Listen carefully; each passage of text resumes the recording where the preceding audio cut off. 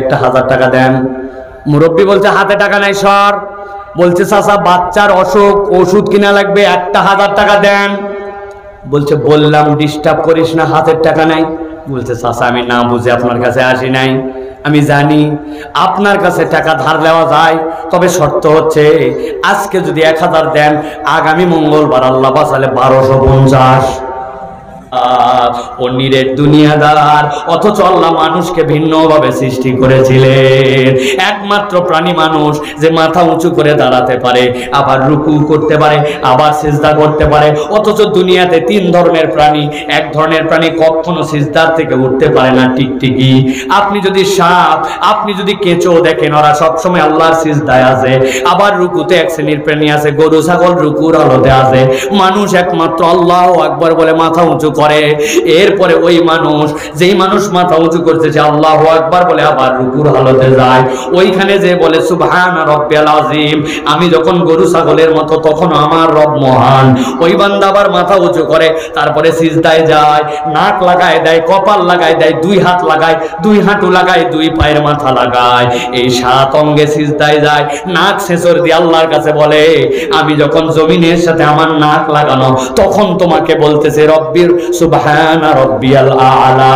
আমি যখন সবচেয়ে নিচে, আমার রব তখন সবচেয়ে বড়। আল্লাহ বলছেন ওই বান্দা, যেই বান্দা আল্লাহর কাছে সবচেয়ে বড় স্বীকৃতি দিল, ওর 3 নম্বর অপরাধ হচ্ছে দুনিয়াবি স্বার্থে, একটু সত্য মিথ্যা মিশ্রিত করার স্বার্থে, একটু দুনিয়ার কামাই বাড়ানোর স্বার্থে, একটু দুনিয়ার লোভে পড়ে ওয়ালাকিন্নাহু আখলাদা ইলাল আরদ, ওর মানুষের কাতারে নাই, ও জমিনমুখী হয়ে দুনিয়াদার হয়ে গেছে। এরকম মানুষ মুসলমান নামধারী আপনার আমার সমাজে আছে কিনা? আছে? এত বড় দাড়িওয়ালা আপনার এলাকায় আছে কিনা দেখেন। বিলে কেনা পাঞ্জাবি পরে, আসরের নামাজের পরে পান একটা মুখে দিছে, খিলাল করতে করতে আসতেছে। এক লোকের বিরাট ঝামেলা এসে বলছে মুরব্বী, মুরব্বীর সাথে সাথে বলছে ব্যাককল কোথাকার, মানুষের হাতের টাকা থাকে নাকি, বাড়ির চল। বাড়িতে নিয়ে চলে গেছে, বাড়িতে নিয়ে যাওয়ার পরে 1000 টাকা বের করে দিয়ে বলছে লাগলে আরো বল, তোর চাষি ব্যবসা করে বসে থাকে কি করবে, তবে যা করবো তাড়াতাড়ি কর। আসরের নামাজ পড়ে আসছি, মাগরিবের আজান হচ্ছে, দিন ছোট, আমি কিন্তু আবার তাকবীরে উলার সাথে জামাত ধরবো।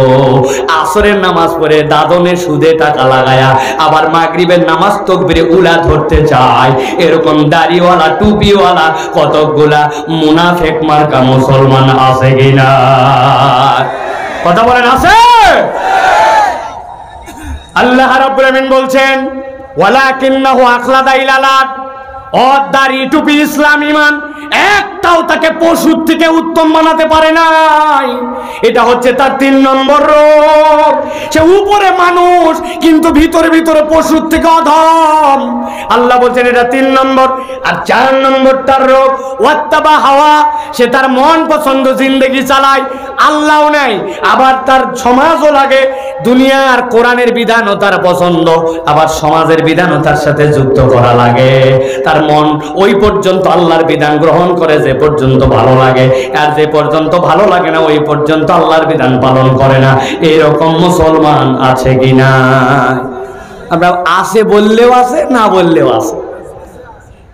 নওগাঁতে ভিআইপি কিছু মুসল্লি আছে, আল্লাহর একটা ফেরেশতা তাদের প্রতি ভীষণ খুশি। ডান কাদের যে ফেরেশতা জুম্মার দিনে 1:15টার সময় মোবাইল টিপতে টিপতে মসজিদের সামনে আসে, আসার পর যখন কতখামাতির সালা শিশুর কাটে তখন মসজিদের ভিতর ঢোকে, এক জুতা বাইরে আর এক জুতা মসজিদের ভিতরে। তখন এই ডান কাদের ফেরেশতা উঠে খালি লেখে মুসল্লি আসছিল জুম্মার নামাজের 2 রাকাত, নামাজ শেষ, ডানের ফেরেশতা ঘুমে গেছে। 1 সপ্তাহ ফেরেশতার কোনো খবরও নাই, কাজও নাই। এরকম মুসল্লি আছে নাকি ভাই? আমি বোঝানোর জন্য বলছি, ও তরুণ, তুমি জুমার নামাজ পড়লে কার নির্দেশে, আর ওয়াক্তের নামাজ বাদ দাও তুমি কার নির্দেশে? অথচ রব্বুল আলামিন তোমার আমার অক্সিজেন 5 মিনিটের জন্য বন্ধ করে দিলে তোমার আমার কেল্লা ফতে, ঠিক না? আল্লাহ রাব্বুল আলামিন বলছেন ওয়াত্তাবা হাওয়া, এই শ্রেণীর মানুষ ওর মন যা চায় সেই ইসলাম পালন করে, ও মা, ও বোন, আপনি ওয়াজ শোনার জন্য আসছেন। 1 মাস আপনি রোজা রাখছেন, কার নির্দেশে? আল্লাহর নির্দেশে। অথচ ঈদের দিনে বেহায়ার মতো আপনি 3 পিস পরে, 2 পিস পরে, 1 পিস পরে আপনি ইচ্ছা মতো সাজগুজ দিয়ে বাইরে হয়ে এলাকায় টহল মেরে বেড়ালেন। আল্লাহ পর্দা ফরজ করলো, ওই আল্লাহ রমাদানের রোজা ফরজ করলো। রোজা রাখলেন আল্লাহর উদ্দেশ্যে, আর বেপরদা ঘুরলেন কার হুকুমে? আল্লাহ বলছেন ওয়াত্তাবা হাওয়া। সে আল্লাহকে মানে নাই, মূলত সে তার সমাজকে, তার ইচ্ছাকে ইলা বানাইছে। এরকম মহিলা আছে কিনা? ভালো করে খেয়াল করেন। আমার আল্লাহ রাব্বুল আমিন বলছেন ওয়াত্তাবা হাওয়া, তুমি তোমার মন পছন্দ জিন্দেগি চালাইছো। তাহলে অপরাধ নম্বর 1 হচ্ছে আল্লাহ বলছেন যাদেরকে আয়াত দেওয়া হয়েছিল জেনে বুঝে অস্বীকার করছে। 2 নম্বরে ওই মানুষগুলার শয়তান অনুগামী হইতে মুখস্থ করেন, ধরবো কিন্তু আপনাদেরকে। 3 নম্বরে আল্লাহ বলতেছেন ওই মানুষগুলা নিরেট দুনিয়াদার হয়ে গেছে, হালাল হারাম কিচ্ছু বোঝে না, তার দুনিয়া হলেই হয়। আর 4 নম্বর আল্লাহ মানে, তবে ততদূর পর্যন্ত যতদূর তার মনের সাথে মেলে, আর যে পর্যন্ত তার মিলে না ওই পর্যন্ত সে মানে না। আল্লাহ বলছেন এই 4 অপরাধ যাদের মধ্যে আছে, নবী আপনি জানায় দেন আল্লাহর কাছে তাদের একটা উদাহরণ আছে। আল্লাহ বলছেন ফামাসালুহু কামাসালিল কালব, আল্লাহ বলছেন তাদের উদাহরণ আল্লাহর কাছে কুত্তার মতো। কার মতো? একটা মুখ বন্ধ থাকলে ওয়ার সামনে আগাবে না। ভালো করে বলেন ফামাসালুহু কামাসালিল কালব, আল্লাহ বলছেন তাদের উদাহরণ আল্লাহর কাছে কুকুরের মতো। কার মতো? জোরে বলেন সবাই, কুত্তার মতো। আরেকবার বলেন তাদের উদাহরণ কুকুরের মতো। অনেকেই চিন্তা করতেছে কুত্তাও 3 বার বলা লাগে, ব্যাপার কি? কারণ আছে তার। আপনি আমি যা ভাবতেছি দেখবেন মলের সাথে মিলবে না। আপনি ভাবতেছেন নিশ্চয় কুত্তা একটা খারাপ প্রাণী, বাজে প্রাণী, নাপাক প্রাণী, আল্লাহর নিকৃষ্ট সৃষ্টি। এই জন্যই 4 অপরাধ যার মধ্যে আছে আল্লাহ বলতেছেন সে কুকুরের মতো। তাই না, আমি অনেক সময় বলি অনেক মানুষের থেকে কুকুর কৃতজ্ঞ, অনেক মানুষের থেকে কুকুর অনেক সময় বিশ্বস্ত হয়, ঠিক কিনা? আমি ঠিক বললেও ঠিক, না বললেও ঠিক, আমার কাছে প্রমাণ আছে। আমি আমার পাড়ায় দোকানে একদিন গেছি, বিকালবেলা যাওয়ার পরে বলছে 1 কাপ চা দে ভাই। যেই না আমাকে চা দিছে, আমার একটা বদ অভ্যাস আছে, আপনাদের যদি থাকে তাহলে বলবেন। আমি শুধু শুধু চা খেতে পারি না, চায়ের মধ্যে কিছু একটা চুবায় খাওয়া লাগে। টোস্টই হোক আর বিস্কুটই হোক, কিছু চুবায় খেলে একটু ভালো লাগে। আপনারা কেউ খান ভাই? কারা কারা ভাই দেখে হাত নামান সবাই। ও বাবা, এখন আমি উপর দিকে তাকায় দেখি বিস্কুট একটা, কি বিস্কুট? এনার্জি, 5 টাকা দাম। নামাই নিছি। কয় পিস থাকে? জি না, আন্দাজি বলেন না, 3 পিস। ও জিনিস কমায় দিছে, দাম ঠিক রাখছে। এত বড় বড় চিপসের প্যাকেট খালি ঝনঝন করে, ভিতরে মাল নেয়, ঠিক না?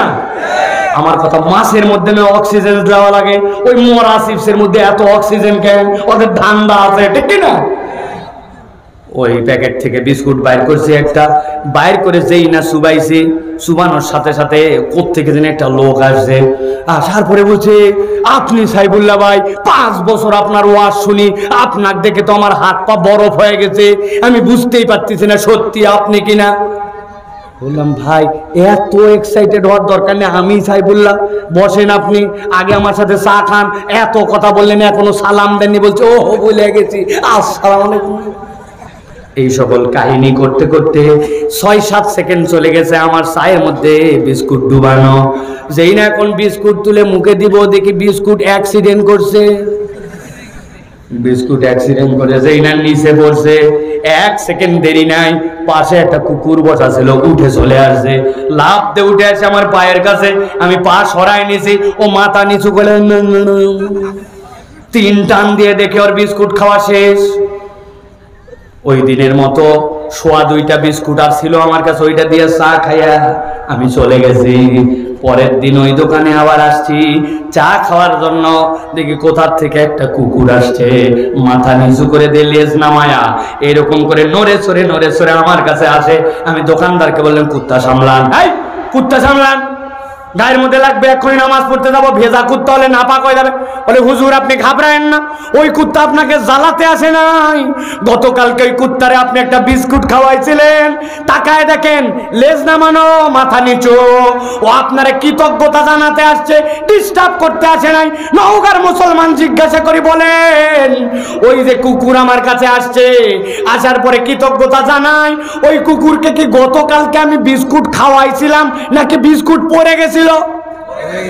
বিস্কুট খাওয়াইছি না বিস্কুট অ্যাক্সিডেন্ট করছিল? পড়ে যাওয়া বিস্কুট চেটে খেয়ে 24 ঘন্টা পরে কৃতজ্ঞতা জানাতে আসে।